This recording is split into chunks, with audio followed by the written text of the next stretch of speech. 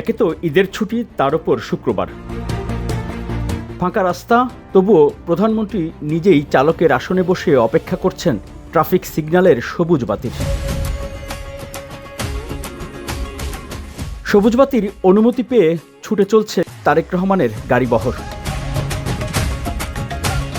ঈদের পরদিন প্রধানমন্ত্রী নিজে গাড়ি চালিয়ে ছুটছেন কী উদ্দেশ্যে, সেই খবর দেখাতে ও জানাতে চাই আপনাদের। নগরবাসীর অনেকেই চিন্তিত, কুরবানির পশুর বর্জ্য পরিষ্কার কখন হবে, কয়দিন লাগবে। কুরবানির পশুর বর্জ্য পরিষ্কারে সংশ্লিষ্টরা কতটুকু দায়িত্ব পালন করছেন সরেজমিনে তা দেখতে কাউকে না জানিয়েই বেরিয়ে পড়েন প্রধানমন্ত্রী তারেক রহমান।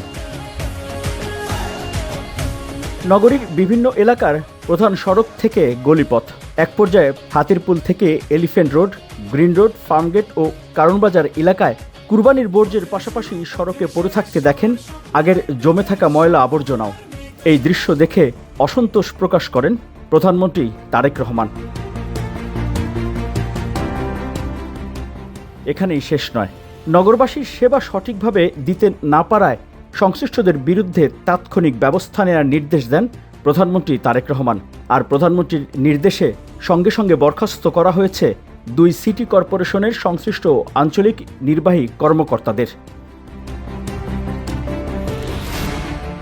কুরবানির পশুর বর্জ্য পরিষ্কারের বাস্তবতা দেখতে প্রধানমন্ত্রীর এমন তদারকি নজিরবিহীন। এই খবর ছড়িয়ে পড়লে রীতিমতো আলোচনা ও প্রশংসায় ভাসছেন প্রধানমন্ত্রী তারেক রহমান। সবার আগে অন্যদিকে সরকারি কর্মকর্তা কর্মচারীদের শুরু হয়েছে দৌড়ঝাঁপ। সামাজিক যোগাযোগ মাধ্যমে অনেকেই বলছেন, তারেক রহমান প্রমাণ করেছেন তিনি শুধু স্লোগানে বা কথায় নন, প্রধানমন্ত্রী নিজে আগে করে দেখাচ্ছেন। এখন শুধু হবে কাজ, কাজ এবং কাজের কথা। Miraj Hossain Gazi, open media cell, Dhaka. গর্ব দেশ। Open media sell.